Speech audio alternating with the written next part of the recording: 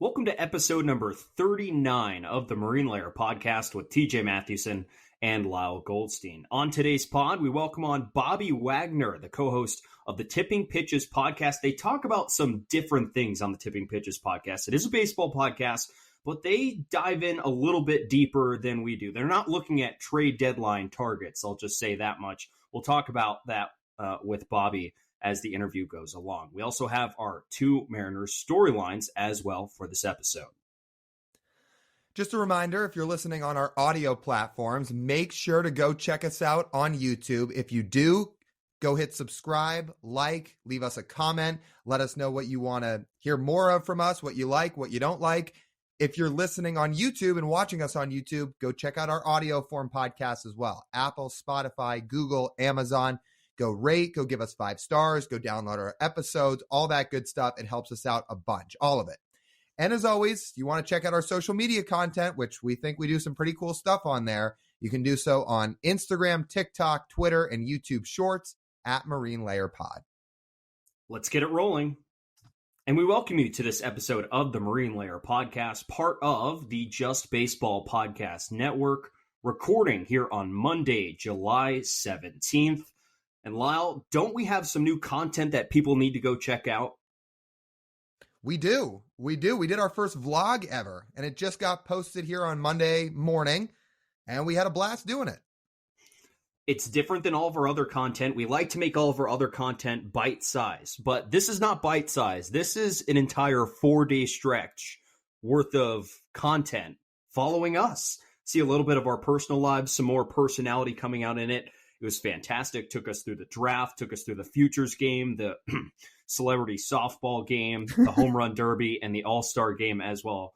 I can't remember exactly if there's a reaction to me saying, man, the celebrity all-star softball game sucks. So if it's not in there, I'll just put it on the record right here, right now. Make sure it is clear on the record, staring into a video camera, that is correct.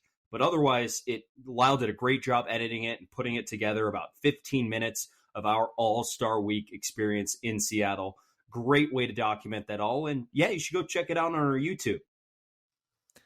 That's the first vlog we've ever done, and it's the first one I've ever personally done. I've certainly never walked around over a 3-4 day stretch just filming all the different stuff we do behind the scenes, but I enjoyed it. I mean, we thought with All-Star Week here in Seattle, it would be a chance to do some unique stuff. And we figured for those who didn't get to go out to all 4 days of All-Star Week, maybe they'd enjoy seeing what we do over a 4-day stretch and what it entails between going to the events, meeting up with all these different people, some of our live reactions to the home run derby. You'll want to check that part out.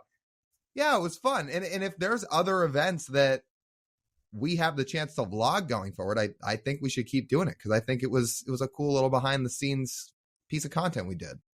Quick question for you. Did you edit out our trip to Starbucks? Yeah, like I'd ever step foot in a Starbucks. That is in the vlog, I can tell you that. TJ early on is like, so we making a trip to Starbucks? I said, I did suggest it. I'm sorry, but I'm boycotting Starbucks. Like forever.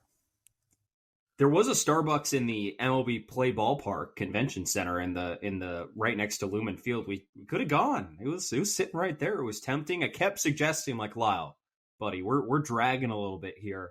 I think we need some more caffeine. And Lyle looked at me dead in the eye and said, absolutely not.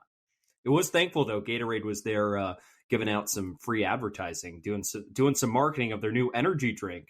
So whatever amount of caffeine you could possibly get from coffee, they were just giving out free energy drinks every single day. So I'm like, okay. I'm not a caffeine drinker at all, but the rare times that I need it, I opt to go with things like those Gatorade Fast Twitch drinks, which we drank a few of throughout that week because we needed it and it was a long week. But I'm not drinking coffee. Or, well, let's put it like this. I'm not drinking Starbucks coffee ever. If you're a true Seattleite, you don't drink Starbucks. Go buy your coffee. Go purchase it at a local coffee shop. Go support your local businesses. Do not go to Starbucks. Just like you support this local business right here with the two of us. It means a lot. I will say, though, despite the amount of caffeine those fast switches had in them, nothing really tops the amount of jitters I get from cold brew. I don't know what it is. Not Starbucks cold brew. There's a place here in Corvallis. Their cold brew, I'll drink it at like noon, and I'll be laying in bed. It's like 12:30, and I'm still like, ooh, I could go for a run right now. This is jittery. And no other cup of coffee or even energy drink that I would drink at that time has done that. But somehow that has. But otherwise, caffeine did power the weekend. It did power the vlog, especially through those last couple of days. It was warm. It was fun. We really enjoyed a whole bunch of it. If we go back and relive it again, I mean, going back to that derby would be kind of fun, I would say. So getting another All-Star game soon there, Mariners. That'd be great. Or we just need to find more things to vlog, which hopefully we have the chance to do some more cool things like that, even if it's not an All-Star week, to go vlog moving forward. Hey, I mean, if things go right, maybe we can start going to all the All-Star games even that aren't in Seattle one day, and then we can vlog all that stuff and, again, find other things to vlog in between that time, too. That would be even more fun, because you know what coffee shops are in the airports?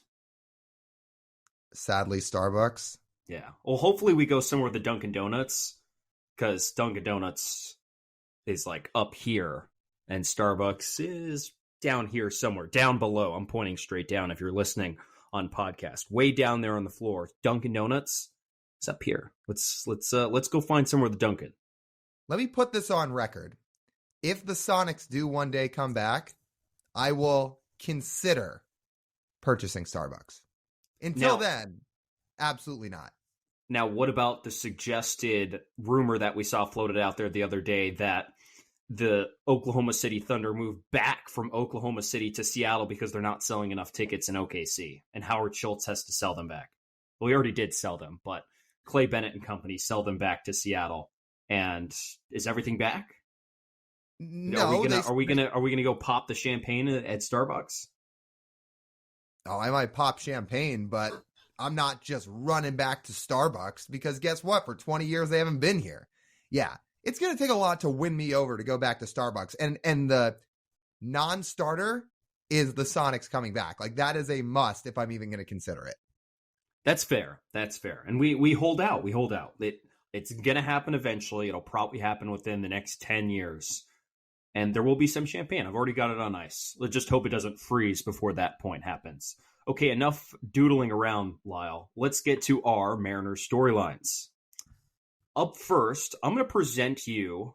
We're each going to present a potential trade figure with the deadline looming a couple weeks from now.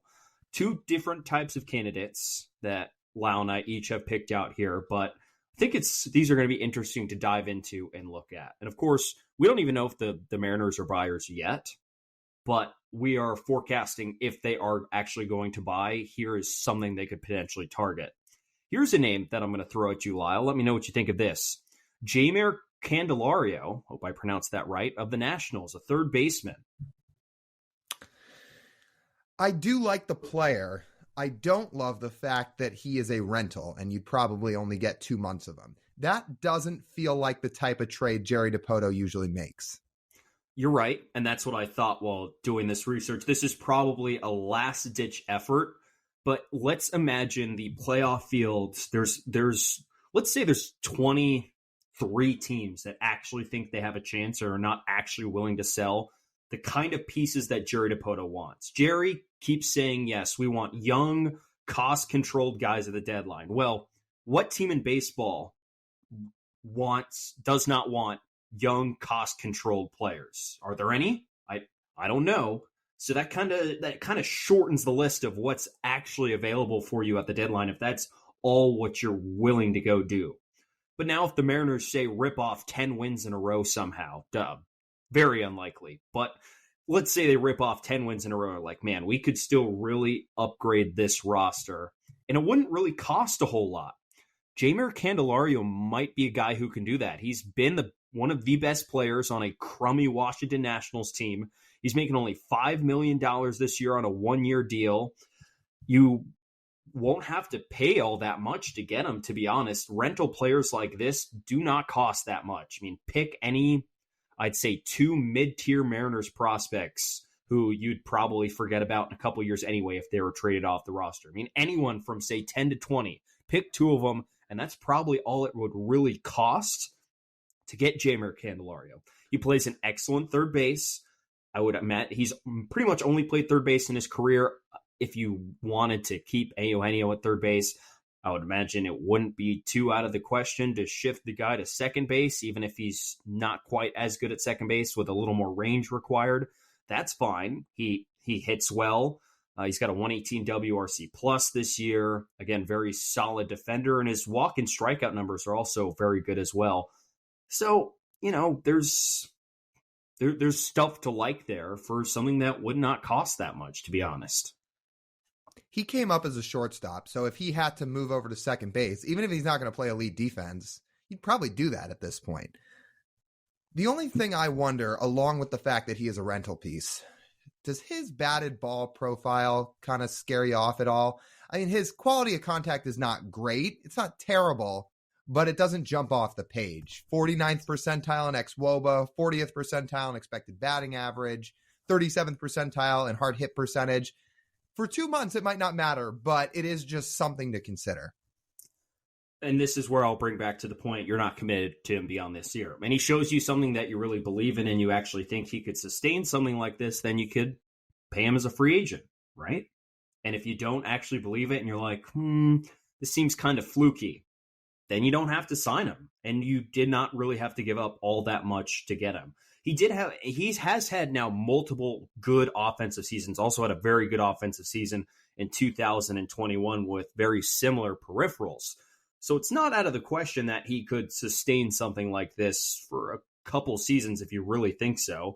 And he'd be a bat, most importantly, a bat in your infield, which is something you really, really need and you haven't developed in your system at all.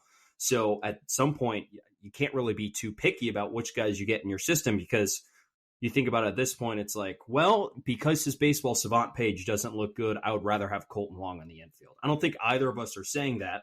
And I don't think Jose Caballero over the last, I would say, month has given you any reason to say otherwise as well. He's really struggled at the plate. So, I mean, shoulder shrug. Look, 3 of the last 4 years, results are results. And in that time, he's been a really good bat when you look at his offensive numbers. It's just something to consider. But to your point, you're right that you shouldn't have to give up a whole lot to get him. I mean, if you want to even look at the Tyler Anderson trade 2 years ago, they gave up Carter Binns, who at the time was a catcher that was hitting well in the system. But you mentioned the idea of you might forget about this prospect in a couple of years, and we haven't really heard much from Carter Binns since then. I think he's just still in the Pirates minor league system. So you're probably right that the prospect you'd give up would likely not come back to haunt you. I just know that this is not usually the route that Jerry goes. I was actually trying to dig back and remind myself, what are some of the short-term moves he's made at the deadline? There was Tyler Anderson. That was 2 years ago. The only other two that even came to mind were when he acquired Adam Warren, Zach Duke, and Cameron Maben back in 2018. That's about it. I don't remember any other real rental moves that he's made at the deadline. And say if they had a little more budget in 2018, I think they might have swung a little bit larger, but I remember that 2018 had a couple of things working against them. One, thin farm system. B, we know on the record, Ryan Divish said that they could not add anything else at the deadline because they didn't have any payroll to add. They were maxed out when it came to payroll flexibility and budget for the season, so they couldn't add any of that. So that's what Jerry ended up doing. I will say, though, at some point, a cheap rental is not the worst thing in the world, because as long as your current major league product is not good enough for the current season, then that always leaves the door open to getting better. And I think that is very much an option. I just don't want the Mariners to pigeonhole themselves into saying the guy has to be young, he has to be controllable with multiple years, and he has to be a part of this future. Because if the Mariners think this kind of guy would want to be part of their future, maybe the team that already has them also thinks they might be part of their future because they are young, controllable, and projectable for the future. It's just kind of a corner that you back yourself into where you might end up overpaying for somebody who might not actually make your team that much better this season. And if you're going to buy, isn't that the whole point? It is. And maybe that's the route they go. Also, do you like letters or numbers better? Because you just went 1 and then B there for your 2 reasons. So which one do you like better? Do you want numbers or letters? Numbers. Okay. That reminded me of that scene in Home Alone where the older brother's like, one, I'm not lucky. Two, we have security. Or he says, no, A, I'm not lucky. Two, we have security. And D, we live in a boring neighborhood. So you're taking a page right out of the book. That sounds like something I would do. Sometimes I just lose track of thoughts. This is what happens when I don't get enough coffee in the day. I don't. Maybe I need to get some on the way to work. Got a little bit of a late-ish night tonight, so I need some energy to keep me rolling. You feeling headache? You feeling headaches right now?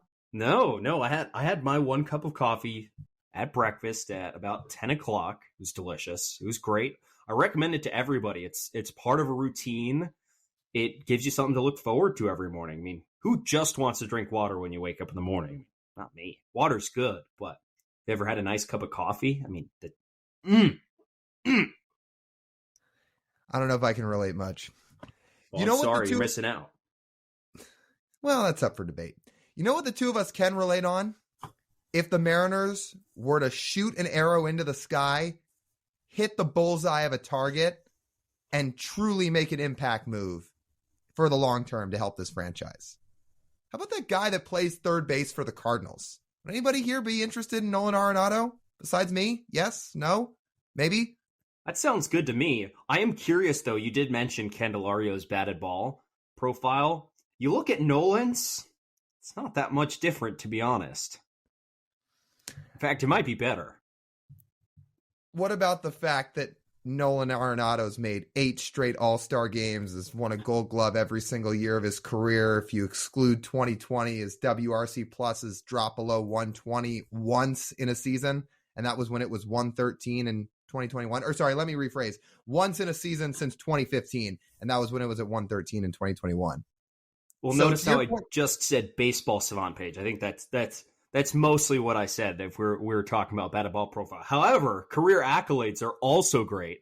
And the other fact that he's under contract for 4 more years after this season. He's kind of old, though. He's getting up there. Okay, he's 32. When this contract ends, he'll still be 36. It's not that old. Like, guys are still productive at that part of their career, and I will buy in that he still will be. The thing I think about with a Nolan Arenado trade is, could they actually get it? Like, could they give a package up similar to what the Cardinals gave up to get him? That's like a pipe dream. But can I just read you this package in case you forgot it? I mean, it's truly bizarre that trading for a 30-year-old Nolan Arenado with what he would have had 6 years of control left, I believe.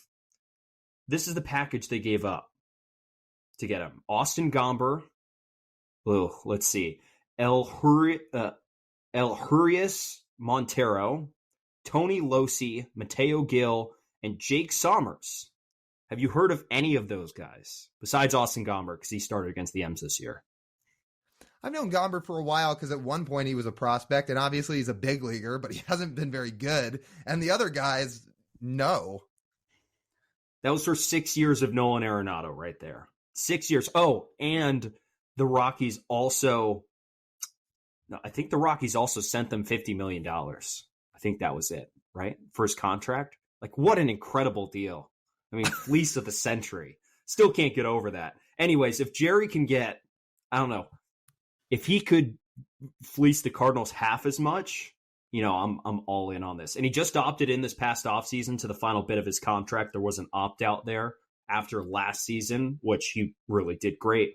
He was, third in MVP? That's as good as you can get going into the offseason. I have no idea why he didn't opt out of that contract, seeing what Manny got at a similar age. But regardless, that was Nolan's choice to make.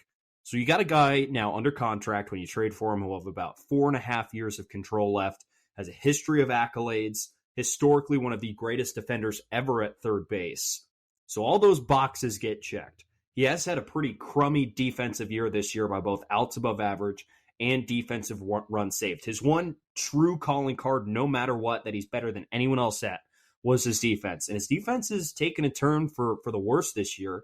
You hope that's not something that gets worse as he gets a little bit slower and older, as well as his bat would decline in value as his bat speed slows down. So Just a couple of thoughts there when thinking about Nolan Arenado, but I'm not opposed to the idea because honestly don't think he would cost all that much, especially if you're taking on that contract.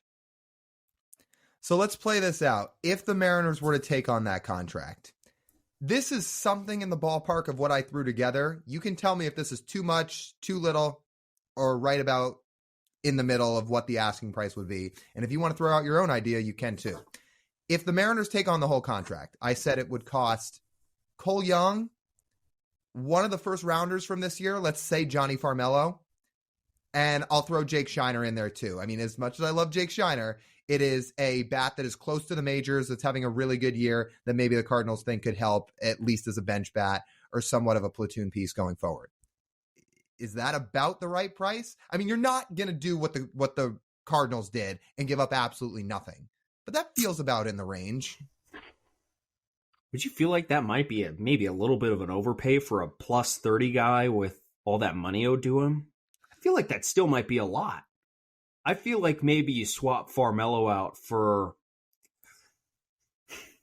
not even like a Wu or a Miller. I feel like it would cost less than that.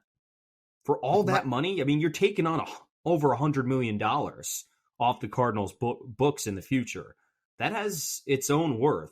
Oh, and by the way, Nolan does have a full no-trade clause, which significantly lowers the Cardinals' leverage in a trade. That is true.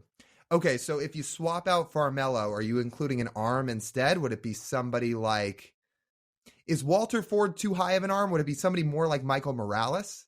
You can put Walter Ford in there. That's fine. Okay. So Young, Ford, Jake Scheiner. And Scheiner. I mean, I would do that. Like, if it's really not going to cost that much, I'm doing it. Even if Nolan Arenado comes here and isn't the player he used to be, I'm still taking the chance that he will be, because they need answers offensively and they need it very soon. Oh, by the way, if you want to convince that two-way guy this winter that you're serious about winning, isn't this a move that signals that wouldn't even cost you that much? Yeah, that would be it. The biggest roadblock in this would not be what the Mariners could offer. It's that convincing Nolan Arenado that this is a place he would actually want to play. That's it. Like, that's essentially it. Once he would decide this is a place he wants to play, then I don't think it would be that difficult for Jerry to put together a package the Cardinals would seriously consider, especially since all the dialogue going back and forth between the two teams. I'm not totally sure if this is where Nolan would want to play the rest of his career, though, unfortunately, and that really hinders the Mariners. This is the problem with trading for a veteran on a big contract. More likely than not, they will have a full no-trade clause in there, and they can pick and choose wherever they decide to go next. Nolan doesn't have to go anywhere if he doesn't want to. He can, even if the Cardinals say, yeah, we want to offload your contract, he can say, too bad. It doesn't matter to me. You think you prefer to be a Yankee or a Dodger? Yeah, absolutely. Unfortunately, I think the Mariners would be about as low on that list as possible. It wouldn't shock me if the only two teams below that are the A's and the Rockies. He hates the Rockies front office and ownership, I'm sure now, and the A's speak for themselves. That's probably it. I would not be shocked about that. I know we can say, well, look at the future of the Mariners. Well, it doesn't change the fact that Nolan would have to play 81 games a season in T-Mobile Park, which he as a hitter would hate. You may be selling a little low. There's the Royals, there's the Tigers, there's the Nationals, there's the, I don't know if you want to go to Pittsburgh. I mean, I don't know if they're dead last. I'm saying the park plays a bigger factor than all the futures of those other teams you just mentioned. That's essentially one of the biggest things, and that's why we've already talked about this. This is such a tired argument, but it is true. Guys do not like hitting in that park. They do not. And the results speak for themselves. Unfortunately, as unfortunate as it is a reality. So you're somehow going to have to convince Nolan Arenado that playing 81 games a season in T-Mobile Park is worth it. Well, I'll leave that to Jerry, because if he can somehow pull that trade off, that is a massive swing for this team, because I still believe that he has plenty of juice left in the tank, and I would be ecstatic to see him here. So I'm going to keep my fingers crossed that they're cooking up something like that, because this team, both right now and going forward, could really use it. With that being said, for the guys they do have on the roster for this year, some of them need to step up in the second half. So for the second part of this for the second Mariners storyline, we're going to highlight one player each that we think needs to. And we're going to say sans Julio Rodriguez. I think it's pretty much unanimous that everybody knows for the Mariners to go where they want to go, Julio has to be Julio. So we're going to pick somebody else to highlight and say, the Mariners need more. The Mariners need more from this guy. So who's on your list? It's funny you said that sentence. I literally had that thing right underneath my player. I said, note that excludes the obvious answer of Julio. Like, yes, no shit. Julio needs to play better. We all agree on that. It's Ty France. Lyle, would you like to tell the folks who have not looked it up what Ty France's WRC plus in July is? I'm sure most people know he's struggling, but you probably wouldn't guess it. It is 7. You heard that right. His WRC plus in the month of July, as we sit here on Monday afternoon, July 17th, is 7. 93% below league average. It is really tough to stare at. As a first baseman, which, first basemen are supposed to hit. If you look at his last month, we put the sample size a little bigger. It's 44. And for a guy who doesn't strike out in that span, he's striking out 25% of the time. He's not slugging at all. His defense is still fine at first base, but at this point, if you don't hit as a first baseman, it really doesn't matter how good your defense is at first. You look at among first basemen, he is 19th among all first basemen in WRC+. He's sandwiched between Tristan Casas? It's Casas. There we go. Okay. Tristan Casas and Spencer Torkelson, who I saw at Discourse on Twitter was like, does he need to get sent down again? Like that's in the hemisphere that Ty France is in right now. That's not the place you want to be as a first baseman, where about the league average for WRC plus for first baseman this year is probably around like 110. And he's at 104. He's below that as a first baseman. That's your job to hit. And Ty France is not hitting, and he was been up in the lineup, finally moved down yesterday in the lineup. And when you have a guy who's struggling as much as he was at the top of your lineup, it doesn't help you produce many runs. And he finally got moved down, and we'll see how long that sticks. Do we think any of Ty France scuffling correlates with that injury from the collision in the Rays series? Because at the time that he started to struggle was right around the same period as that injury. So I'm just wondering if there's some correlation there. Maybe, but we're at the point where it's just deja vu every season. We're pointing at Ty France's struggles like, oh, that one time where he got injured and says he's healthy but still playing on the field. Well, is he hurt? I don't know. You'd have to ask Ty France. Are we tired of having this conversation? Well, of course I'd love Ty France to hit, but I don't know if he's trying to play through an injury or not. I mean, I don't know, but if he's healthy enough to get out there on the field, you expect better than a 7 WRC plus in July. Well, that is true. If he's going to be starting out there at first base and is going to try to either play through what is maybe an injury, or if he is just simply healthy and the collision isn't affecting him anymore, yeah, he has to hit better. I don't really know what happened to the 2021 Ty France.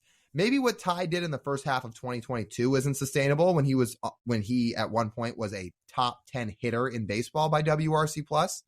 But 2021 Ty France was about a 130 WRC plus guy, hit 20 bombs, didn't strike out, played good defense. That's the guy they need back. And for Ty France to be starting every day at first base, that's about what you expect him to do. I think the biggest thing for Ty France, if we're going to actually look at some numbers, he is chasing at more pitches outside of the zone this season, 42% for the season. It was about 35% for the 2 previous seasons. And that on top of the fact he really overall does not hit the ball hard. If you look at his Savant page, his average exit velocity is in the bottom 10% of baseball. That doesn't lead up to being a very successful hitter. So at some point, Ty France is going to have to put on a long, sustained, full season of hitting success for the Mariners to, I would say, truly buy into him at first base. They do seem pretty bought into him at first base. He's funny, he's a likable guy, and good in the clubhouse and all that. But I think Ty France might be getting to the point where it's not necessary that they have to go into the offseason saying we need improvement out of this position. But it's not out of the question at this point because Ty France is headed in the wrong direction season after season.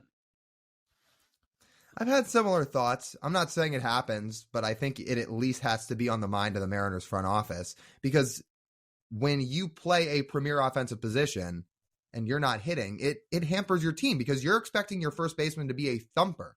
And even if Ty France is never going to be a 40-homer guy, you still need him to be, again, more like what he was in 2021.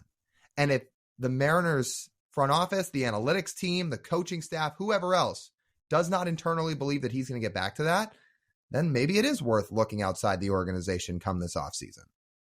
Does it shock you that his expected numbers are nearly identical this season and last with very different results? That is shocking. Like they're very, very, very similar. So are we crediting some of last season to some really good luck? Perhaps. Maybe a mix. I would say a mix, maybe some bad luck potentially this season. Although this season, again, as I already mentioned, he's chasing too much, right? This is a guy who's not supposed to strike out and walk maybe a bit, but he's the worst thing about this stretch is that he's chasing a lot, he's striking out way too much and not walking at all on top of not hitting the ball hard. That's the worst profile you could possibly have. That's a profile that gets you sent down to the minor leagues if you don't correct it. I thought I'd just put this in context before we move on to our next guy that needs to perform better in the second half. What were we expecting Ty France to be hitter-wise on this roster at the beginning of the season? The second or third best hitter? Julio 1, either Teoscar or Ty 2, and the other 3. Is that right? You could make an argument for Geno 2 since he was the second best hitter on the team last year, but 2 through 4, some combination of Suarez, Ty, and Teoscar. But all of them lumped pretty close together. So yes, you were expecting Ty to be one of your impact bats in the middle of the lineup. That's not really happening right now. Yeah, Ty's 8th on the roster in WRC+. 8th. And if you want to take out the 2 guys at the top, Tom Murphy and Mike Ford, who haven't had quite as many at-bats, he's 6th. And that just can't happen. That's a guy you're like, we are relying on this dude for offensive production, and it hasn't been there. Okay, let's move on to our second player here. So I'm going to highlight Jarred Kelenic, who season as a whole has been really, really something to sit back and glamour about and be happy about, because he has made real strides both at the plate and with his defense in terms of where he was his first 2 seasons. That being said, there is a bit of inflation in his season numbers from what he did in the first month and a half of the season, because you look at May, June, July, WRC plus by month went 72, 92, 100 in May, 72 in June, 92 so far in July. They need a little bit more from him. I'm not saying he has to go back and do what he was doing in April, where he was the only hitter on the team. He was lighting the entire league on fire and was OPSing close to 1,200. That's not sustainable. What I do think is similar to what we were talking about with Ty France of the team needs him to be who he was in 2021. If Kelenic can be who he was in September of 2021, that is the player that they need in the second half. Because if he hits, combined with everybody else that started to heat up a little bit, that makes a big difference. I think Jarred is a little bit different of a player than that September 2021, though. He's just gone through so many changes at this point in his approach and his stance and his swing overall that I just don't know if maybe end of season production wise, sure, yes. But overall, he is different though now. He is different. And I feel like we need to see the September version of the 2023 Jarred Kelenic instead of the 2021 Jarred Kelenic, because I still feel like those are different players. One thing to note though, power wise, thanks to Joe Doyle for pointing this out on Twitter, friend of the pod, that sneakily Jarred is on pace for over 40 doubles this season. Now, do you remember the last Mariner to have a 40 double season? Did Beltre ever do it? I'm going to double check. I believe it was Jose Lopez in 2009. I'll double check myself. I thought I was going to put that in my notes, but I did not. While you do that, all I meant by September 2021 Jarred Kelenic is the results. You're right. He swings different now. His stance is different now. His approach is different now. But in September of 2021, he put up a 135 WRC plus. And even if it's not that high, what I'm getting at is if he can be somewhere between 120 and 135 for the second half, that's what they need, because that level of offensive success combined with what he's doing in the corner outfield on defense, that's a really, really good player. And with all the other guys that are starting to heat up, I know Teoscar hasn't had a good few games to start the second half, but what he was doing toward the end of the first half, with Geno slightly heating up, all these guys that you feel like might start to be coming into their own, If Kelenic can get back to having some real success at the plate, that does make a big difference if he can be a 120 WRC plus guy. So I think they really need him at this point to be stepping up his game again offensively and work out some of the adjustments that the league has clearly figured him out with over May, June, and July. It was Jose Lopez, by the way, in 2009. I did get that right. I thought something was very interesting, and I'm curious to see what happens if Jarred keeps improving on this. So he stunk in June. He had like you mentioned, the 72 WRC plus. What I thought was very curious as watching Jarred, who strikes out a lot, swings and misses a lot. His biggest problem, it seemed like, in June was that he didn't swing enough. He swung at under 60% of the pitches in the strike zone. Now, I'm no expert, but not swinging, only swinging 59% of the time at pitches in the strike zone leads you to get behind in counts quite often and not really give yourself an opportunity to hit. He has upped that in July to 81% swinging in the strike zone, which is really nice to see, because more swings in the zone means you're going to find the barrel a couple more times and you're going to be swinging at better pitches. Even though he is chasing a little bit more, but overall he's just swinging more and giving himself a little bit more opportunity to do some damage. Jarred's never going to be a huge walk guy. He's not going to be Joey Votto. He's not going to sit there with the bat on his shoulder and watch the ball sail outside by 1 inch and get and benefit from a call and walk 150 times a season. But he's a guy who we expect to do damage when the ball is in the strike zone, and kind of hope he continues to do that as this goes along. I have noticed over the first few games of the second half, there seems to be a little bit of emphasis in Jarred's approach with going the other way. Because in that Tiger series, he seemed to spray the ball to the opposite field a decent amount, and it led to some success for him in those few games. It seems like he's got an emphasis on that right now, and if that's the case, that's great, because maybe he can start spraying the ball to all fields again, like we've talked about a lot before. When he's at his best, he uses the entire field. That's who he was in the minor leagues. So that would be great if he started to figure out some small adjustment where he can start hitting the ball with authority to left field, to center field, and to right field as well. I have a couple numbers on that, actually, that I didn't get to. It's not just your eyes. You're correct. So he's now hit this month of July. He's going back up the middle 48% of the time. In June, it was 26%. He was pulling the ball over half the time in June, which I think didn't help him out a whole lot. So he's going back up the middle just way, way, way, way, way more. And he's also hitting the ball a little bit harder, too. This month, actually, shockingly enough, is his highest percentage of hard hit balls, higher than it was in April. So there are things that Jarred is starting to do right, alongside the fact he also has his lowest strikeout rate this month since April. It's under 30%.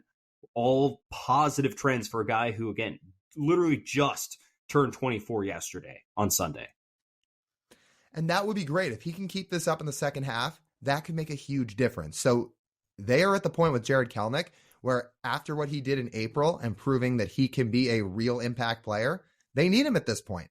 They really need him to figure it out in the second half to get this offense going. So hopefully he does exactly that. Well, got anything else to add on that? Otherwise, we can get to our interview. Wow. Does everyone know we actually waylaid the Seahawks all-time leading tackler? Yeah. Who knew he was such a big baseball fan and did a baseball podcast on the side while he's not, racking up 200 tackles this season. That's funny. But no, there are actually two Bobby Wagners They spell their name exactly the same. And funny enough, they both love sports. So it's really funny when, say, like Bobby Wagner drops an interception. I'm honestly going to ask Bobby about this, but when Bobby screws up on the field, it's like, okay, how many DMs do you get? How often does that happen? So I'm curious. But Bobby Wagner is the co-host of the Tipping Pitches podcast, and they do talk about some very different things on their podcast. It is a baseball podcast, but they talk about some very niche, specific subjects that I'm curious to ask him about a little bit, because they're not analyzing where Shohei Ohtani is getting traded at this deadline. I mean, they're talking about CBA. They're talking about what else they talk about. They have some other really great subjects, like teams playing in bad air quality, international presence of Major League Baseball. The Braves becoming a publicly traded company this week. Some of these really niche, businessy subjects that are very interesting, and it's a good conversation. I think this conversation was awesome. Again, Bobby's really smart, knows the game, and they picked a unique angle like you're talking about. They said, how can we be different from the majority of baseball podcasts? And they found that because their podcast has had a lot of success. People really enjoy listening to them. They've got personality. So we're excited to let you guys hear this conversation with them. All right, let's get to our interview with Bobby Wagner. All right, we've got Bobby Wagner on, co-host of the Tipping Pitches podcast. Bobby, I feel like I have to start with this. Just to clarify, because we are a Pacific Northwest podcast, you're not that Bobby Wagner, right? I am not that Bobby Wagner, despite the fact that many fans, many media outlets, maybe NBC Sports Northwest has tagged me as that Bobby Wagner over the years. Every once in a while, it's funny, I'll get like a tweet from someone who's like, oh, my kid really wants to meet you. And I'm like, you should probably tag this other Bobby Wagner. Like, I feel a little bad, so I'll like reply to them. But for the most part, I just like ignore it or whatever, because I understand it's very easy to confuse us. We have the exact same name. How many times a year is it? Like 3 Sundays a year, you get someone that just replies to your tweet and says, "Yeah, you suck." It's like, and it's usually not you suck because he's like a well-liked player, Mm-hmm. but it's anytime he does something really big. So if he's like about to sign with a new team, or when he came back to Seattle, I got like a whole string of tweets. But then for like 360 days a year, it's nothing. And then for like 5 days a year, it's like 35 tweets in a row. So I thought of this hypothetical. Say one Bobby Wagner lines up on the 10-yard line with the football, and other Bobby Wagner stands on the goal line trying to tackle you. You have the entire field. Is Bobby Wagner scoring a touchdown? No, I don't think so. I think Bobby Wagner is probably breaking a leg in that scenario, but maybe not. I don't know. It depends how far you give me of a head start. How long has this been going on? Is it since the time he entered the league, or is it just the last 4 to 5 years? It's mostly since like I joined the media world, really, because like I did not have any presence online, any meaningful presence online before that. And so I would say it was like from the time I got verified on Twitter, because when people saw the verified check mark, they would just assume that the person named Bobby Wagner had a check mark next to his name was the right one. They didn't think about anything else. And then now I don't think either of us are verified anymore under the new Twitter rules. And so I think it actually happens less because of that. But, I have a decent amount of followers on Twitter now, which seems like a silly thing to say because it's basically dying on the vine. But it still happens from time to time. So probably like the last 4 years or so. Yeah. Well, this Bobby Wagner that we have on right now, you co-host a podcast called Tipping Pitches, which is a baseball podcast, but it's very unique. You're not going to hear the two of you and Alex Baisley, your co-host, breaking down pitches or stats or games. You break down topics that are very, very unique and most baseball podcasts don't talk about. So you've been doing it for 5 to 6 years now, and it's had a lot of traction and success so far. So what drove you guys to kickstart this podcast? Yeah, I mean, it's interesting. We didn't always know what it was going to be like. Like, it started when we were in our senior year of college. We were both doing stuff at the radio station, and we had kind of this auxiliary studio that was open on weekends and on evenings and stuff that no one was using. And Alex and I were living together, we were wasting a lot of time late at night having arguments, conversations, creative discussions about the baseball world, and whether that was just what players we were really into, or, you know, it wasn't really like labor issues yet at the time, but it was more so like things that we saw in the baseball world that were not being covered as much, and that we felt like we were interested in hearing people talk about, but we couldn't find anybody talking about those topics. And at the beginning, it kind of was like a blend of, you know, platforming players that we were really into and talking about their personalities and talking about our relationship to the like pop culture of the game. And then over the years, as like the labor stories started to become bigger and bigger, and you know, candidly, like as our politics formed more clearly, like we started caring a lot more about labor issues. We started caring a lot more about owner conduct and the business of baseball. And now our show is like in this weird sort of hybrid zone where it's like about the pop culture of the baseball and of the baseball world, and like it's sort of like a comedy podcast where we're like doing bits and stuff and keeping them going and interacting with our listeners, and you know, finding Alex a new team since the A's have abandoned him, things like that. But also every once in a while, when like a big story comes up in the labor world, like we really batten down the hatches and get like very serious about that. Like we read the entire CBA a few weeks ago, or I guess a couple months ago now at this point. I've lost track of time this summer, but we read the entire CBA and we did like our deep dive takeaways from that. And when the lockout was happening, like we were covering that almost like from a news analysis perspective. And so it really is kind of like a weird blend, but we think that it makes this unique soup that like a lot of people have really responded to in our community, which we're, you know, very fortunate for that. I think, you know, Lyle and I decided that we wanted to give an elevator pitch to Alex, if you're willing to relay the message. I feel like, oh, sure. Yeah, we would be good candidates to sell the Seattle Mariners to Alex. So, okay. Lyle, where did you want to start with this? Well, first off, I want to just say the first podcast that you guys did, which is the most recent podcast that's out right now for Tipping Pitches, you got through 20 teams and you haven't done the West. So either the AL West or the NL West. So is it too late to try and sway Alex one way or another? Unfortunately, it is technically too late because we already recorded that. That podcast is edited and scheduled already. However, you know, I even though Alex does choose a team, I will spoil that for anybody who's listening. He does end up choosing a team. He doesn't just decide to not be a fan of baseball. I don't think that's too much of a spoiler.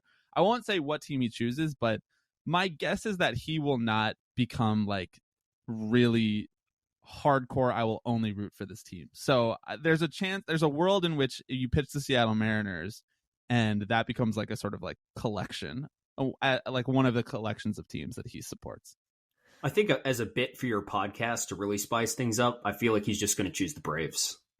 That would, I told him that there's only one team that he could choose that would end the podcast, and that's the one. I was like, to the extent that I have a veto here, I am using it on the Braves and the Braves alone. Some background for Bobby is a Mets fan. So yes. That's what I was going to get at too. Now, for the Mariners' sake of this elevator pitch, I mean, there's a couple ways I feel like we can go with this. You guys picked a few different topics and gave each one a score for each team. So help remind me as we go along here which ones I'm missing. But I know one of them is jersey and stadium appearance. Right. I feel like the Mariners have to rank in a decently high regard in that category. I mean, T-Mobile Park, I think, is a top 10 park in the sport. Then you look at the Mariners jerseys. I heard Alex say, not everyone has to be perfect. You just have to pick one. I feel like you've got your kind of pick of the litter from the Mariners between their, I personally love the City Connect jerseys, the teal jerseys, the Sunday cream jerseys, even the white jerseys. I feel like they're up there with jersey appearance and stadium appearance. I feel like that's right. I feel like that's pitch number one to give to Alex is you want to get a jersey, it's going to look good. I agree. Alex weighed that like way more heavily than I was expecting him to, because I think that, you know, when you have the ability, well, first of all, he's an A's fan. And so he has like his own relationship to jerseys, and the Kelly Green jerseys that the A's wear are phenomenal. The A's logos, the A's iconography, them being one of the oldest franchises, I think is really important to him as a fan. But he also sort of lumped that in with like uniform and stadium. So like what everything looks like the design eye of the team. And he cares a lot about that. So that was one of the things: team performance, player likability, team culture, aesthetics, geographic location, which might hurt you guys since we do live in New York. That is like technically the farthest baseball team from us possible. Mm-hmm. And then the last one is ownership conduct, which, you know, given what our show is about, it's like ownership conduct in the sense of like what type of person is your owner, but also like how committed are they to the baseball team? How committed are they to winning? And though the Mariners are not like the worst offenders in that one, but I would say they're like middle of the pack when it comes to ownership conduct. Like They you could be have better. yes, they could definitely be better. They could be investing more in the team, but they could also be worse. They could be like Cleveland, or they could be like, you know, Tampa not spending any money or something like that. So, you know, it's a mixed bag. Now, Derek, how much would it weigh that you have an opportunity to actively root against your old team and your old owner in the same division? I feel like that might weigh a little bit heavy from an angle of superiority. Say the M's have a significantly better next 10 years than the A's do. Alex would have a front row seat to all of it and root on demise. I feel like that's a point in the Mariners' favor. It was interesting also for this podcast episode that we did, where we attempted to do this all in one episode, and it just became way too long. Like in retrospect, there was no way we were going to be able to fit this into one episode without it being 3.5 hours. But we had listeners of the show call in and make the pitch to our voicemail, and we played a lot of those. A lot of people wrote emails, and I read a lot of those on the air.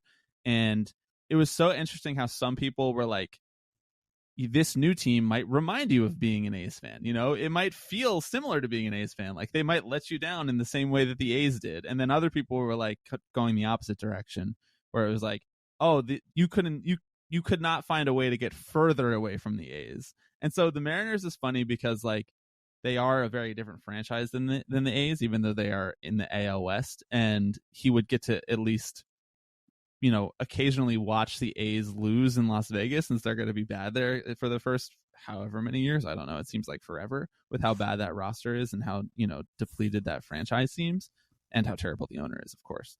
But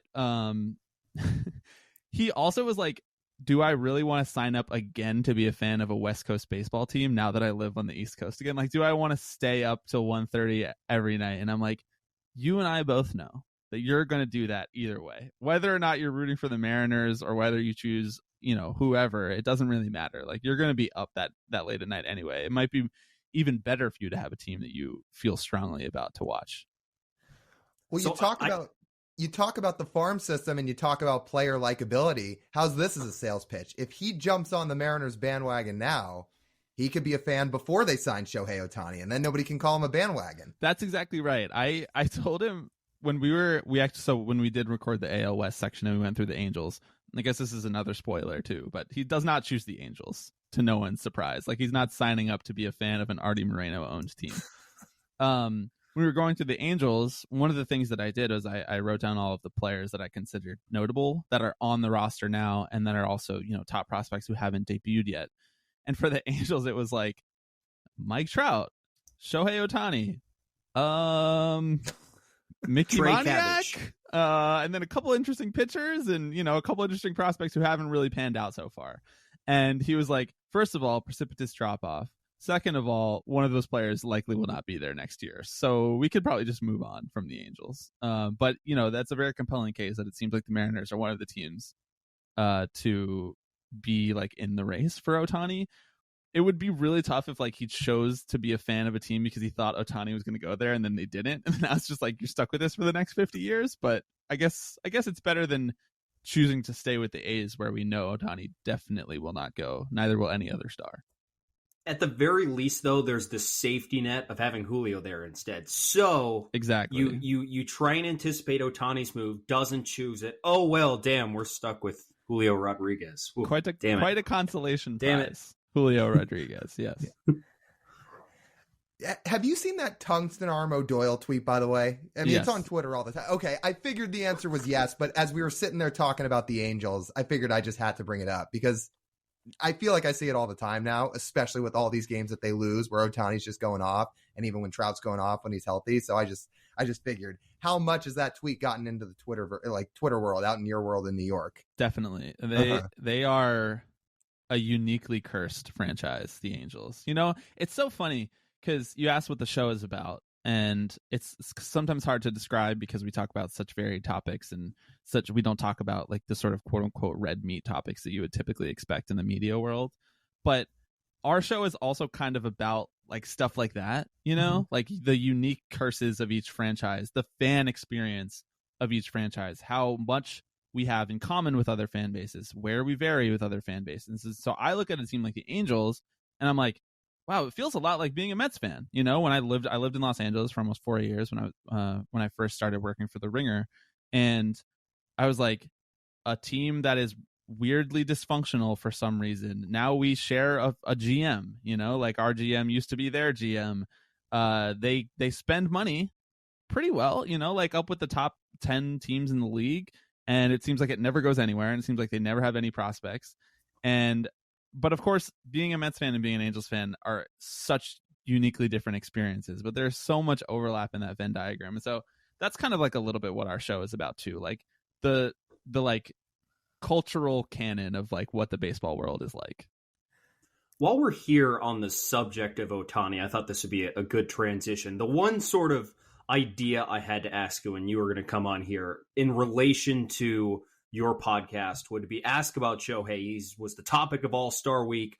The entire stadium in the city was beaming and wishing for Shohei Ohtani, just standing out there on the field in not an Angels uniform. And you're thinking, man, that could be an everyday appearance. And now the question is to get the Mariners to actually pony the money up for it. So if we're going to sit here and think, how is Shohei not just going to benefit a team on the field, but how is he going to benefit a team off the field? How would you put into context of what Shohei Ohtani is going to bring to a franchise monetarily? It's always tough. I mean, you always hear this figure that you hear cited a lot is like LeBron James was worth $1 billion to the Cleveland economy. Like that's a thing that people just say. And I definitely believe it. Like he was the biggest star in the sports world. He was in one of the smaller markets in the sports world in Cleveland at the time. And so naturally he's from Akron, so he's from the area. So people have a really strong connection to him. There's like no real way to measure that though. An economist did not sit down and say, is the GDP of Cleveland because LeBron is here and here's how it changes. And there's certainly not like $1 billion difference in ticket sales when he leaves. But what it does do is that when you have a star like that, and you have a star like Shohei Ohtani, and the team is good, which presumably like the Mariners would be able to build a winning team around him better than the Angels would, seeing as like the Mariners seem like they're trending in the right direction already without the best player in the world. If you are good and you have that level of a star, you are suddenly like the center of the baseball world. And I don't really know what the center of the baseball world is right now. Like some people would say it's like New York or LA because those are the biggest markets and those are the teams that spend the most and those are the teams that get the most attention and eyeballs, and that's where Sunday Night Baseball goes to most often. And markets like Boston and that sort of thing. But, think about a guy like Ken Griffey Jr., who you guys know extremely well. Like he made Seattle arguably maybe not the biggest attraction in baseball because it was also like during the 90s when the Yankees had their dynasties going too. But he made Seattle at least a top 3 destination for like baseball fandom, attention, eyeballs, viewership, sponsorship, marketing, and also like they were objectively the coolest at the time. So I think that is the sort of impact that signing Ohtani can have. And I think people are really itching to have like a second, this is something that I think about baseball fandom that I think is cool. Fans are looking to have like a second favorite team a lot in the baseball world in the modern fan context, because like you put so much investment in your team and they probably are going to let you down unless they're like one of 5 teams that wins the World Series every couple of years. And so you want to have like the second team that you think is like really cool and fun to root for without like the baggage of like the negativity of your own fan base. And so I think the Mariners would be that like no holds barred for every other fan base if they signed Ohtani, which is huge. That's a huge marketing opportunity for a franchise. I agree, but I went and I dug into the Angels numbers a little bit, and I thought some of these numbers were fascinating. There are some that directly show that Shohei brought an increase in tickets, but fun fact for both of you, I don't know if you guys realize this, the Angels increased their average ticket sales per game from 2017 before he signed to 2018 after he signed by 8 tickets. That's it. Which I thought was, I chuckled a little bit about that because that seems like a very Angels thing. They were drawing pretty well before he came there, and they continued to draw well after. And funny enough, as soon as he's gotten to this tier of player where he's been the best player maybe we've ever seen, their attendance has actually gone down and has trended down over the last couple of years, which is a very hilarious thing to think about. It's interesting. Like, I wonder what those numbers look like when Ohtani pitches versus when he's not pitching. And the other thing is that stadium, it's not, I don't know if you guys have ever been to that. It's not like one time. It's not bad, but it feels sort of like fake. There's like the fake rocks in the outfield. It's in Orange County. It's not really in LA, but they say it's in LA. And so it's kind of hard to get to unless you live in Anaheim already or you live nearby in Orange County. And so it's not like the most exciting place to go see a ball game. I don't mean to like shade Angels fans. I think they probably feel this way as well. And like Angels fans dislike Artie Moreno as much as the next guy. So the other thing is that the Angels are like one of the biggest teams internationally just from Ohtani being on their team. And the Mariners are already up there as well because of their long history with Ichiro.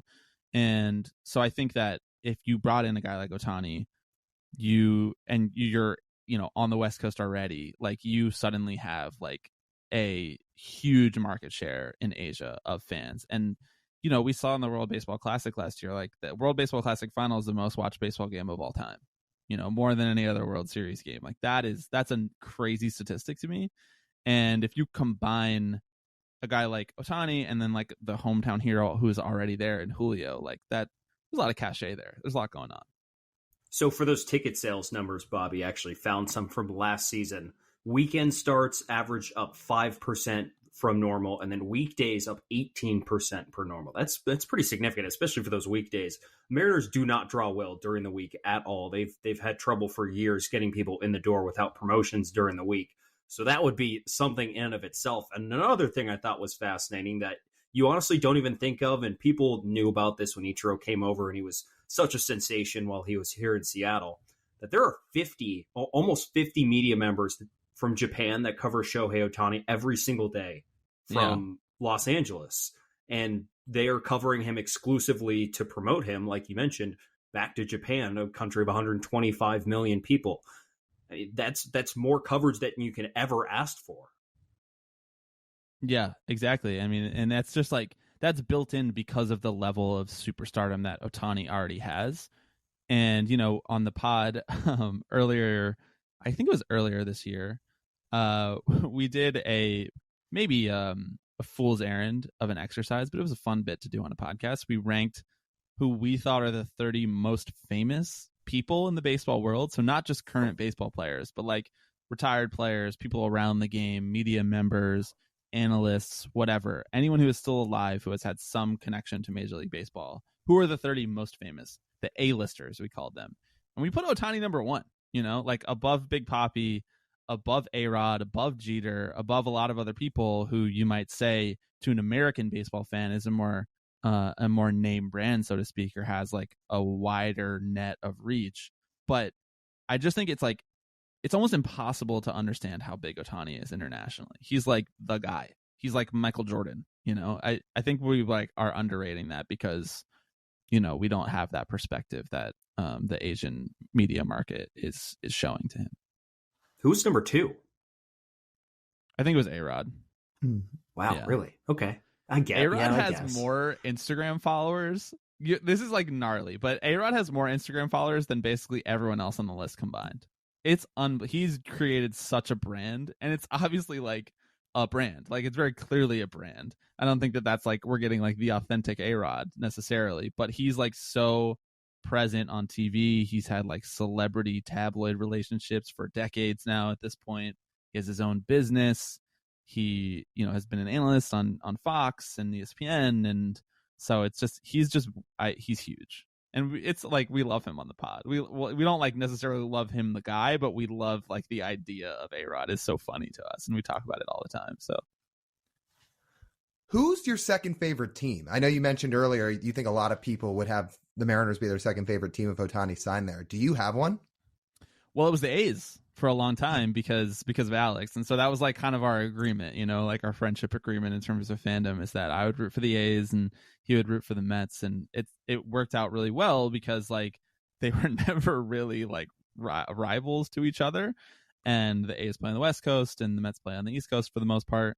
And so they weren't ever, they're not often like playing at the same time or whatever, or in a playoff race against each other, of course. And now it's not. I mean, obviously, like we're ditching the A's, we're jumping off that, burning building. But I don't know. It rotates. It changes from time to time. I try to find a different team in the AL to be a fan of. Like I don't have anything against the Mariners. I watch them quite a bit. There are mostly teams that I just like don't like because I don't like their owners, or I don't like that they like are cheap or things like that. But like I said, I lived in LA for 4 years. It's weird to say that like the Dodgers are my second favorite team, so to speak, but I went and saw them a lot. And so I have like a sort of unique relationship to the Dodgers that I think I never would have had if I didn't live there. See, I feel like this then exercise is also beneficial to you, where you can rehash. It is. Oh, this might be a good reevaluation. Yes, or I can also double down on some of my most hated teams. Yeah. Like I can double down and say the Braves are evil, the Yankees are evil, the Rays are evil, like all these different teams that I already dislike, and I can try to control Alex in that way. So how would you balance a scenario like this then? We heard the Reds owner, I forget his name, come out at the beginning of the year and essentially say, what else are you going to do in Cincinnati besides come see this? And you think of that and you're like, man, what a dick. And then the team comes out and they're arguably the most fun team in baseball. And you're like sitting there right in the middle, like, what am I weighing here? Yeah. So the guy that you're thinking of, his name is Phil Castellini.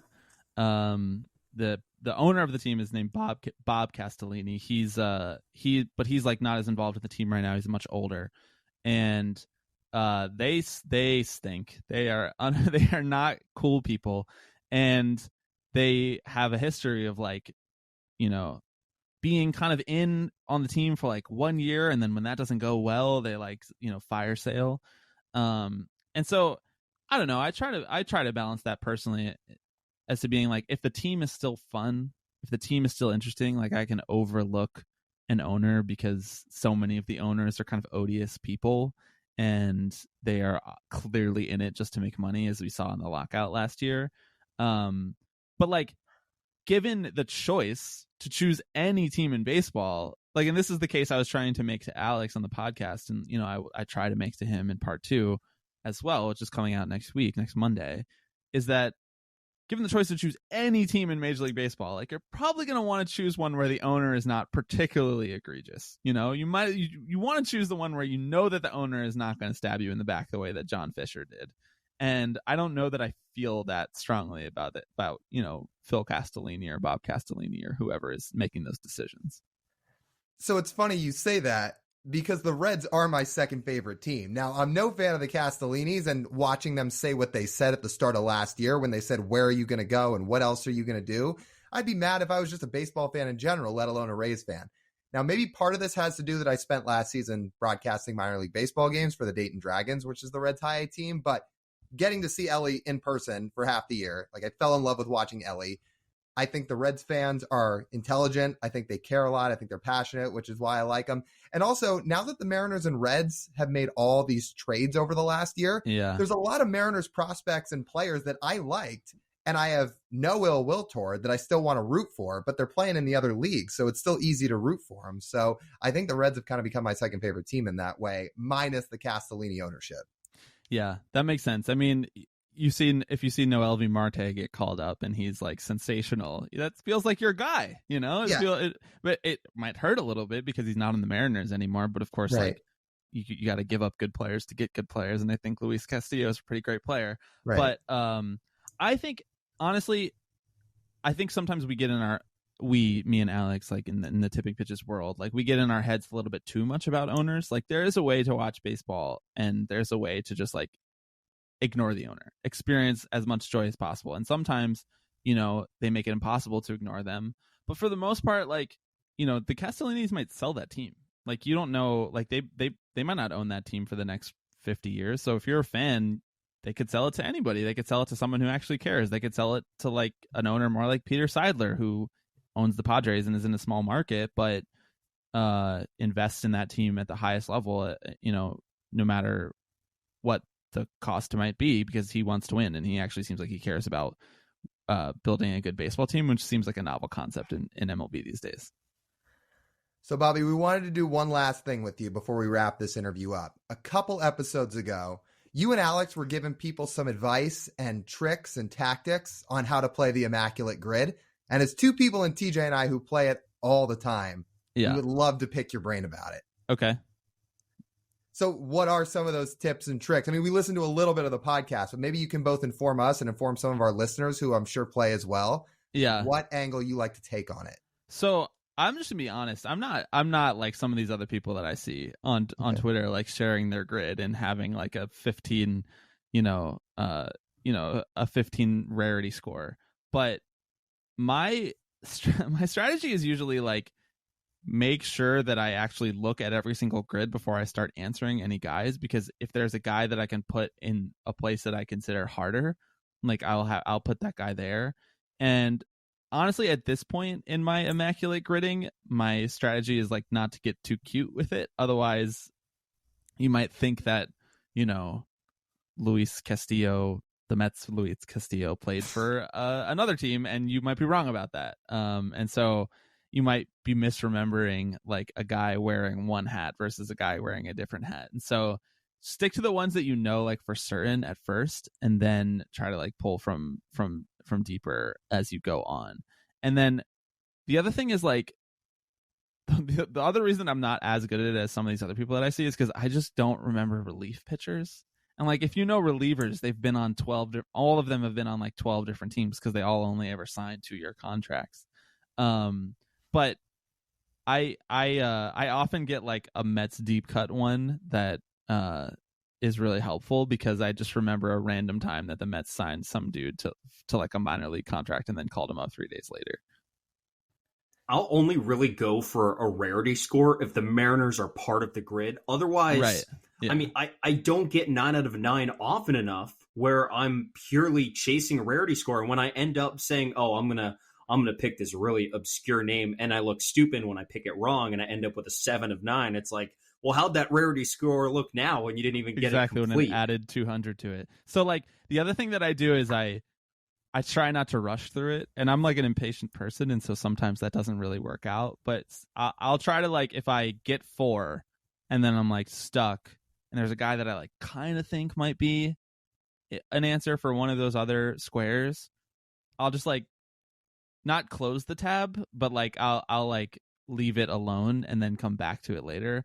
Because I'll be the way that my brain works, I'll be like sitting in a podcast recording, and I'll just be like, oh my God, Nate McLouth. I'll do Nate McLouth, like something like that. And then I'll go back to the tab. But I don't know, like some people who I know are just downright absurd with it. Like to the point where I'm like, you actually might need to find another hobby. Like this is not useful knowledge to have in your brain at this point in life. So I'm thrilled that you said that, because number one, my rarity scores are never good. I swear they're never under 100. I'm always somewhere in the 200s or 300s. And two, I definitely have the, oh, wow moment. Like sometimes it just pops into your head. And I'm always just relieved when that happens, because I swear, sometimes I'll be sitting there for a few minutes straight and I'll be looking at the grid. And I like to consider myself as somebody who knows a whole lot of baseball, as I'm sure all three of us do. And I'll be sitting there, like yesterday, I was trying to think about Yankees Brewers, and I'm sitting there for a few minutes, and I'm like, there's nobody that's ever played for the Yankees or Brewers, and like both. It's like the grid's lying to me. They're tricking me. They're doing this on purpose, and they're trying to piss me off. And then 5 to 10 minutes later, I was like, oh, wait, CC Sabathia spent half the season in Milwaukee, didn't he? I was like, all right, well, that one. Yeah. Hall of Famer, like a very, very loud example. Yeah, it's tough. And then sometimes there's like guys who have similar names, and you think that one guy played for both of these teams, and really it was another guy who had like a slightly different last name. So Alex's strategy is, which I thought was really funny and like maybe not that useful for other people to try, is just to type in letters and then see the names that come up and see if that spurs anything in his head. He's like, you can tell me if you think this is cheating. And I'm like, I don't think that's cheating. I don't think that's a good strategy at all. Like, it just shows you random guys who have that name. It does not. So I don't, it's a work in progress. I play a lot of silly games like that. Like I play a basketball version of it called Dribble. And it's like, it shows you two players and you basically, there's always at least one player who is like a perfect link between those players who has played with both of them, but you get 6 guesses, I think, to try to connect one player to the other. And so it'll show like Kyle Lowry and Thabo Cephalosha, and you have to like choose the guy who played with both of them, which I think is like really, it's fun to do that too. So I'm waiting for the baseball version of that game. That would be really cool. I mean, if they can actually twist that into a baseball version, I mean, I'll be playing that too, because I like to play the grid. I like to play Wordle, or I guess they changed the name of it now to, I'm trying to remember what they changed the name of Wordle to. It's something. And then, if they can change that, if they can change Dribble into a baseball game, I'll be playing it. So I think they're just super fun. They're fun brain teasers, and it just gives you something to do throughout the day. It's like how a lot of people like to play Wordle, I'd say. Yeah, exactly. I play a lot of those little games. Like, you need something to turn our brains on a little bit at the beginning of the day. Right, exactly. Or if you're like us who live on the West Coast, you'll wait till 9 p.m. and play it that night because you don't want to wait till the next day. I was just in California for 2 weeks and I was doing the exact same thing. And like every time I would open it up to play, it'd be like 9:15. It would be the next day's game already. And be like, man, I forgot to play it yesterday. So right, yeah, exactly. Bobby, this has been awesome. We appreciate all the time you've given us. This was a really fun conversation for us, and we certainly hope to do it again soon because we love talking baseball with you. Hey, thank you guys so much. This was a lot of fun. I had a lot of fun chatting about the Mariners and I guess what Tipping Pitches is all about. And I really appreciate the time. So thanks, guys. All right, that was a awesome conversation with Bobby Wagner. Lyle, you mentioned it to me a little bit after we wrapped up the podcast, but it's nice having something like a different tone of interview on this podcast. We're so serious all the time, but as with many things in life, it's really not all that serious. And I feel like that interview kind of reflected it. And I don't know, maybe a bit of a goal is to get a little bit more of that on this podcast, being that Mariners baseball isn't always, sunshine and daisies and fun to talk about. So it's our job to make something different and kind of lead it in that way. And I thought that interview with Bobby really did a good job in that department. Are we that serious? I feel like not all the time we're that serious. I mean, we do have a Russell Wilson ump of the week and speak your mind segments that aren't that serious. I feel like it's serious when you're talking about xwOBAs and chase rates. That sounds decently serious, is it not? Okay, that part is. So let's rephrase. I think we have a mix. I think we have a mix of serious when we're talking nitty gritty Mariners, but then we have some lighthearted, non-serious, funny segments, especially once we get toward the end when we talk Speak Your Mind, when we do ump of the week, that stuff. So maybe it's a mix. Yeah, maybe so. But if you go listen to Tipping Pitches, we go recommend it. You can find them on Apple and Spotify. In terms of really finding a different angle of talking about baseball, and they are serious sometimes, but then sometimes, again, they're just, as Bobby said, they just kind of mess around. That's all it is. And it really plays into the good dynamic. And I think that's a part as we keep growing and as we keep doing these, that we'll learn really what works and what doesn't, and how much we can fuck around and how much we can't. So it's fun. And that's why it's a fun experiment. And we're glad that, I would say, that interview kind of reflected that. I mean, that's the first time ever we spent serious amounts of time talking about, what are our second favorite teams going to be? Not favorite, second favorite teams. Who's yours? You didn't even get to say yours. Oh, I don't think I have one. I think maybe this off season, when the season ends, this discussion might be get a little more serious. Say Shohei decides to sign somewhere else. I mean, then I might need to put in some real work of a team that should balance out my suffering with this current franchise. Let's put a pin in that and circle back to that in the offseason, because that could be a fun topic, similar to how Alex is currently choosing a new team on Tipping Pitches, and Bobby's trying to help him with that. But like you said, awesome conversation with Bobby Wagner.